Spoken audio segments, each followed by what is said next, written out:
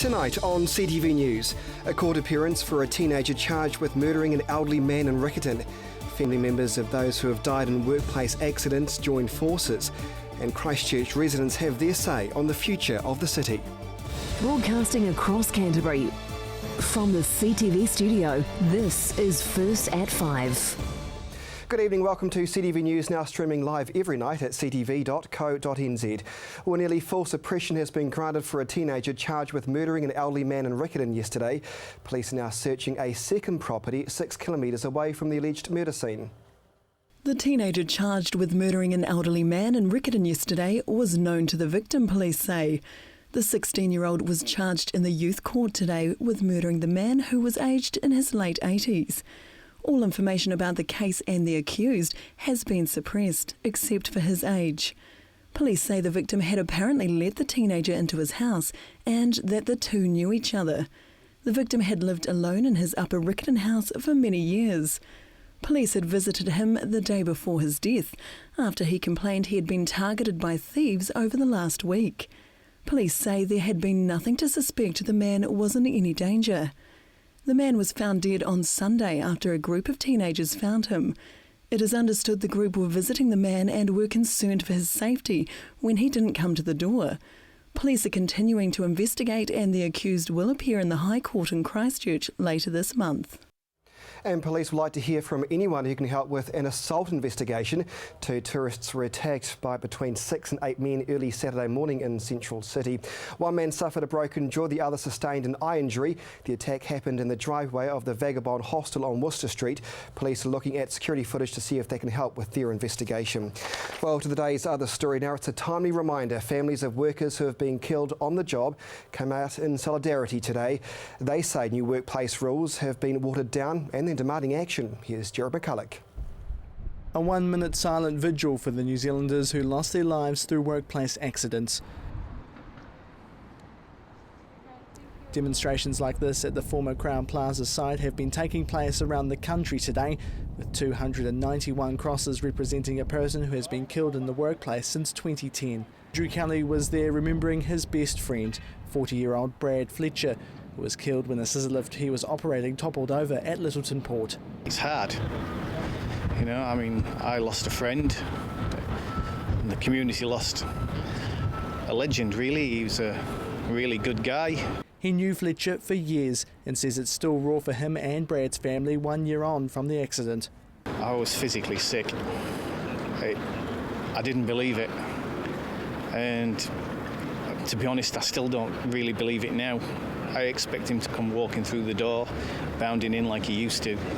2 of these crosses also represent the other workers who were killed at the port around the same time as Fletcher, with the company admitting a charge of failing to take all practical steps to make sure all staff members were safe at all times. The Littleton Port of Christchurch is set to be sentenced this Thursday in court. The Health and Safety Reform Bill passed its second reading in Parliament last month, with changes to the way health and safety is implemented in the workplace. Some of the changes include removing worker-elected health and safety representatives from smaller businesses that employ 20 people or less. However, a representative from the trade union EPMU hopes demonstrations like this will help get the message across. We're trying to send a very strong message to the government, primarily, around the fact that they shouldn't be watering down new health and safety legislation, and it's about health and safety and saving, making sure that people get home at the end of the day. He says many workplaces in New Zealand are made up of small to medium-sized organisations, and the government should be more focused on this area. It's phenomenal, isn't it, when you think about it? You know, it's just totally unacceptable on all levels, especially in a country like New Zealand, where, you know, we pride ourselves on being a fair and decent society and having good laws. And yet we're killing that many people in our workplaces, so it's just unacceptable. The trade union wants to show awareness to the public about the extent of workplace incidents, where many are fatal and can be avoided. You know, that old Kiwi thing about she'll be right, mate, and it was just bad luck. When it comes to health and safety, there should be no bad luck. And workers deserve the best protection that they can have in workplaces. And we've got to stop this. It's not about putting somebody in there just to get the job done. It's not about that. It's gone beyond that now. Now it's up to the government to decide the next steps, with voting towards the final reading of the bill expected in the near future. Jared McCulloch, CTV News. Thousands of opinions have been submitted to the government on the city's future, but has enough time been given for this important public consultation? Thousands of people have now made their thoughts heard to Sarah about the government-led transition, with submissions now closed. Residents of Christchurch had less than a month to make their voice heard to Sarah regarding the organisation's draft transition recovery plan. The Canterbury Earthquake Recovery Authority says they've received more than 2,500 written comments from the public on the next stages of the city's rebuild progress. And the director of Rebuild Christchurch believes there are more to be counted. We haven't actually got an exact number around how many others were submitted directly to Sarah. But he's pleased with the number of submissions made. 2,400 from the action station, call to action by people, that's fantastic. If we didn't actually get engaged in that process by, engage or making sure people got involved, then really there wouldn't actually be many people saying anything. Earlier this month, the government announced plans for closing Sarah's doors and creating a new organisation, Regenerate Christchurch, a move to eventually give total power back to the council in 5 years' time. But the public only had a month to put submissions forward. Dion Swiggs and CTV's Chris Lynch created 2 online videos to inform residents about the submission, with many unsure at first how to make their voice heard.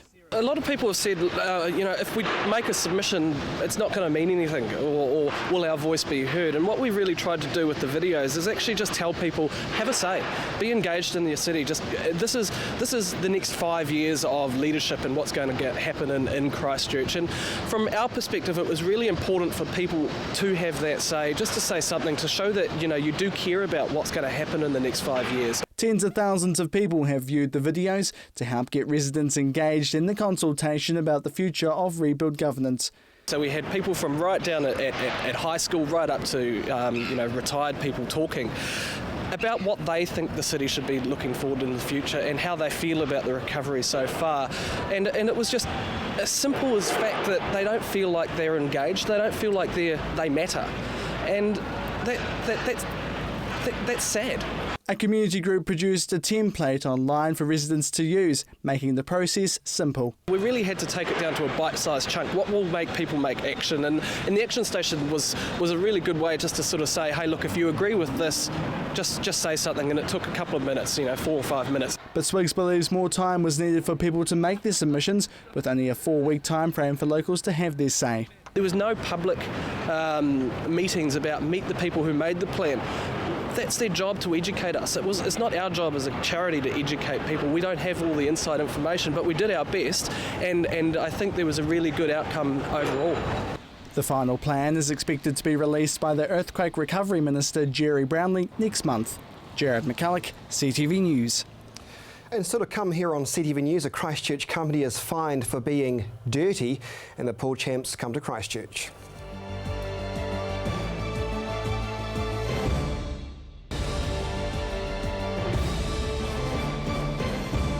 And welcome back to CTV News. A Christchurch company's been given an expensive lesson in cleaning out dirt. A biosecurity company's been fined for dumping a sea container soil into a council bin.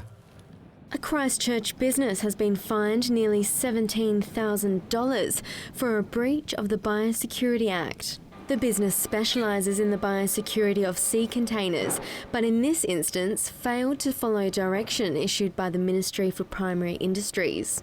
They required a sea container of imported goods to be opened and checked by an accredited person in a biosecurity area. Instead, the company inspected and opened the container at nearby grounds and removed contaminated soil into a council bin. MPI's Southern Investigation Manager John Gibson said illegally or accidentally introducing organisms could have major consequences for New Zealand's environment and agriculture sector. MPI ensured that this product was secured and a managed destruction took place. The region's best pool players have been found, and just in time. Gordon Finlater caught up with some of the men behind the 8-Ball Super League. The last 15 weeks have seen Canterbury's top 8-ball pool players fighting it out for a spot in this year's Nationals. The idea of the competition, now in its fourth year, came about to raise the profile of the sport and to help prepare the next generation of Kiwi pool players for international competition. What happened is the first 2 years, the main thing was to get these top players playing each other, and then after that we thought, okay, the next step is to play international rules the same as everywhere else in the world, because we haven't had a New Zealand team for 25 years go overseas, and when they did 25 years ago, they were playing a different weight ball and different rules, which just didn't make sense. And being Kiwis, the organisation said to the New Zealand committee or whatever, you guys, you need to play these rules and then send over a team that's a wee bit more competitive. And oh no, we'll come back and we'll just stick to our own rules. So New Zealand's been playing different than everywhere else in the world. So after 2 years of the Super League, we thought, let's get these new world rules in, which are basically, to the pool purist, you foul and you get 2 shots instead of 1. And it provides a better spectacle because these good players, if you get 2 shots of these guys, they clean the table up anyway. So. Another one of the league's objectives is to create a spectacle for fans. Looking to somewhat emulate the recent rise of darts, the Super League creates a party-like environment with music and live match emceeing. Another crucial part to increase the appeal of the sport is to create an exciting brand of play. After you hit an object ball, you have to hit a cushion after that contact with either the object ball or the wide. And that means you can't just roll up behind balls and snooker your opponent, which makes for a very negative and boring game. So that's the key changes. With tables being cleared in a matter of minutes, the yellow and red balls are added to make for easy viewing. And it's easy to see how the competition is marketing itself to a broader audience and getting more youngsters involved. As far as the international part of it goes, it's a progression, it's the next step, it's what needs to happen. These guys now are playing, and they're playing very, very well. They're playing good pool, and we're attracting some of the younger players and the juniors, which is going to be the growth and the support of our sport. And this is where we want to go, put a team into the Worlds, and let's get New Zealand out there and introduce Q Sports the way it should be. The competition had a new winner in 2015. After being dominated by Brad Campbell and Kerry Warts for the first 3 years, Steve Denton stepped up his game to not only win, but do it in emphatic fashion, going unbeaten through the 15-round comp. He'll be looking to take that form to the National Super League tournament. High standard, very high. I mean, you're talking the top 8 players from 8 regions, 64 players, and they're all very good players. Yeah, last year I did okay. I got to the last 16, lost to the eventual winner, Adam Marlowe, who's, ex-England player, very good player. Unfortunately, he's not available this year, so he's not in the tournament. So I suppose it does make way for other players now to step up, and I'll be one of them. And it'd be nice to bring home the title for Canterbury as well as Kashmir clubs. The Nationals take place at the Woolston Workingmen's Club between the 24th and 26th of September. And with 8 spots up for grabs to represent New Zealand at the Worlds, there's sure to be plenty to play for. Gordon Findlater, CTV Sport. Could you be a rural firefighter? Well, if you live in the Selwyn district, then yes you can. Now the council's calling on volunteers before the summer fire season kicks off. The ongoing threat of fires during the summer has the Selwyn District Council recruiting for rural volunteer firefighters. The council is creating a Darfield Rural Fire Force, so the region has the capacity to cope with call-outs during those busy summer periods. Selwyn currently has volunteer brigades in Arthurs Pass and West Melton, but as the fastest growing region in New Zealand, the district needs additional staff. The district says volunteer rural firefighters complete 2 days of training and receive NZQA rural fire qualifications. Once qualified, most brigades also train for 2 to 3 hours once a week or fortnight and are provided with ongoing training and protective equipment. The amount of time volunteers spend attending to fires varies a lot throughout the year. The district says the role is suitable for both men and women, and time commitments are up to the individual. Generally, call-outs in winter and springtime are limited, while during a hot summer, firefighters can be particularly busy as the region experiences hot, dry weather and strong northwest winds. For more information, contact the Selwyn District Council. And still to come here on CTV News, your local sport and the all-important regional weather forecast.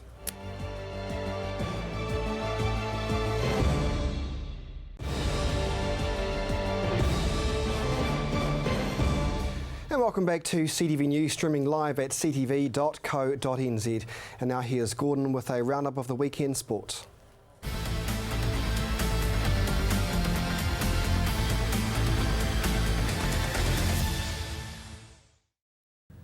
It wasn't a rally to remember for Hayden Paddon at the weekend's Rally of Finland.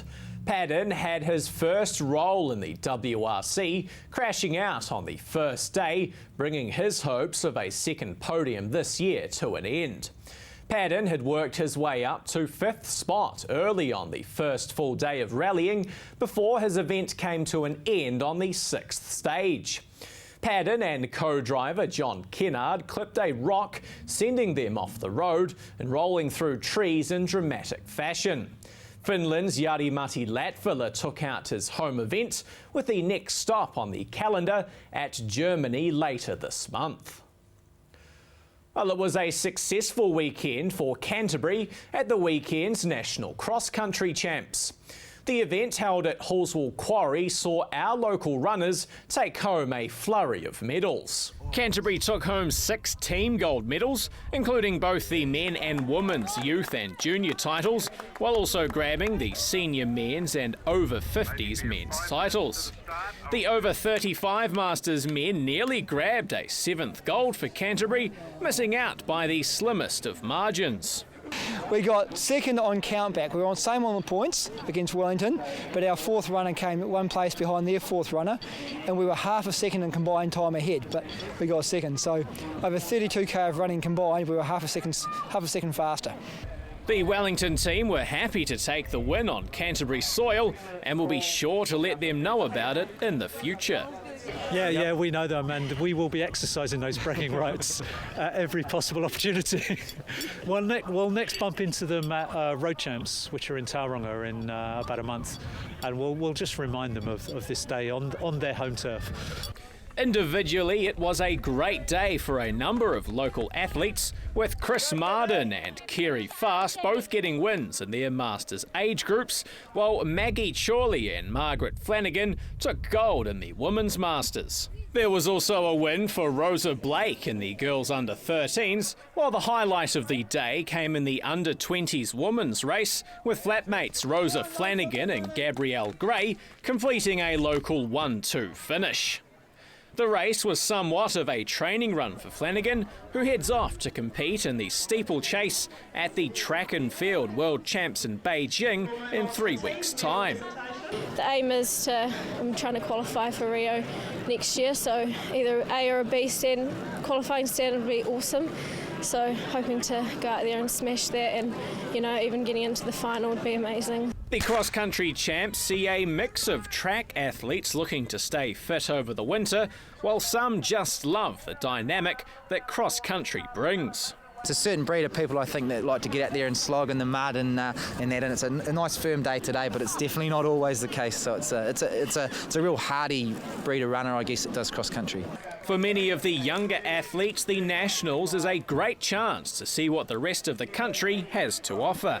We've got a real regional spread, which is interesting. We just had the youth boys race before, and there was 2 from the Tasman Centre in 1st and 3rd from Nelson, and a small area producing really quality athletes. And I think that's kind of endemic of our distance racing community. There's talent all around New Zealand, and they sort of spring up at different times in different places. And it is great when they can all come together, because they're obviously normally just racing within their centres.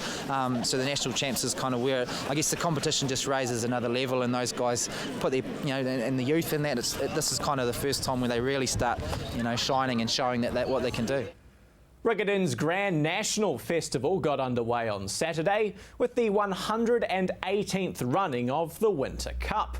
The $100,000 Group 3 race was won by outsider Timmy Tyler, with the 5-year-old already proving to be of value after being picked up by Calvin Tyler for just $3,000 at the 2012 National Yearling Sales. The next event of the Grand National sees Riccarton host the Hurdles on Wednesday. And finally tonight to ice hockey, where it was overtime heartbreak for the Canterbury Red Devils, who came within a whisker of completing the perfect weekend against the Botany Swarm. Saturday's opening game saw the Red Devils take care of business comfortably, putting 11 goals on the Swarm, who could only manage 3 of their own. Sunday's match was a different story though, with the scores tied at 4 apiece after the third period, before the Swarm scored the winner in overtime to take a win from the weekend's doubleheader. You're up to date with the latest in local sport. I'm Gordon Findlater for CTV Sport.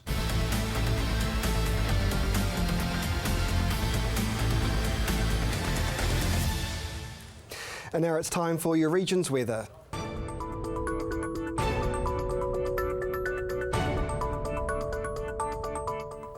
Kia ora Canterbury. Well, it was a lovely hot day for the Canterbury region today, with most places getting around the 17 to 19 degree mark. Let's check out today's highs first. 17 degrees for Timaru and Waimate, 16 for Temuka and Geraldine. Central Canterbury, you also had pretty warm weather. It was actually 21 degrees was the high for Christchurch today, 17 for Akaroa and Leeston, and 18 for Ashburton and Darfield. Looking further north, 18 degrees for Kaikoura, Cheviot, Amberley, Calverton and Ham Springs, and 17 for Rangiora and Oxford.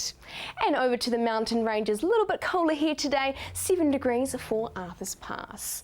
Let's see what we can expect for tomorrow. Are these warm temperatures continuing? Yes, they are. 17 degrees for Timaru, a few southwesterlies in the evening though, it could be bringing a few showers with it. And flipping over to Ashburton, a similar picture here, northerlies in the morning, but a few southerlies in the evening with a bit of low cloud coming through, and 16 degrees for you.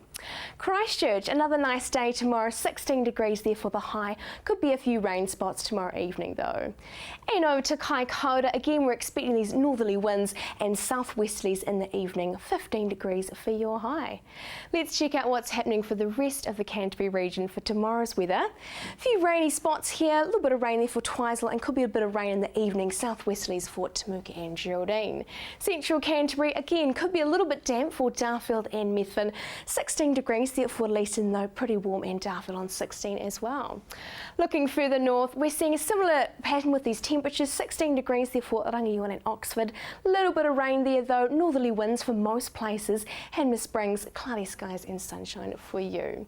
And over to the Alpine region, Arthur's Pass not looking too good, could be a few sleety showers for you tomorrow. Let's see what we can expect for Wednesday and Thursday. Wednesday, nice temperatures again with these northerly winds really coming through, cloudy skies and sunshine for everyone here. Flipping over to Thursday, we're seeing quite a similar picture on Thursday, sunshine and cloudy skies, 17 there for Ashburton, 15 for Christchurch and Timaru. These northwesterly winds are really continuing for the rest of the Canterbury region over the next coming days. Sunshine as well with a few cloudy patches. How we are still seeing that rain though for Arthur's Pass and Mount Cook. Flipping over to Thursday, again a very similar picture here. These northwesterly winds, sunny skies and cloud present as well. Over the next few days it's going to be quite warm, so maybe if you work inside at your office job, could be good to get outside on your lunch break. For now though, that's your weather update for Monday.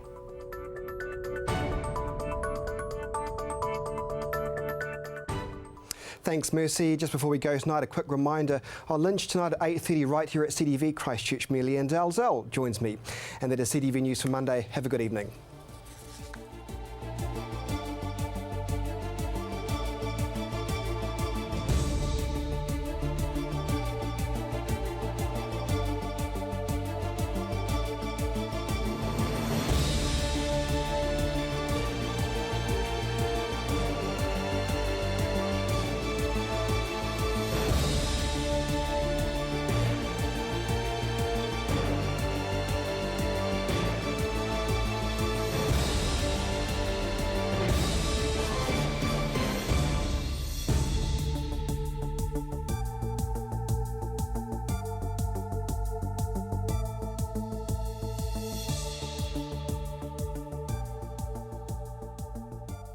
Supporting local content so you can see more of New Zealand on air.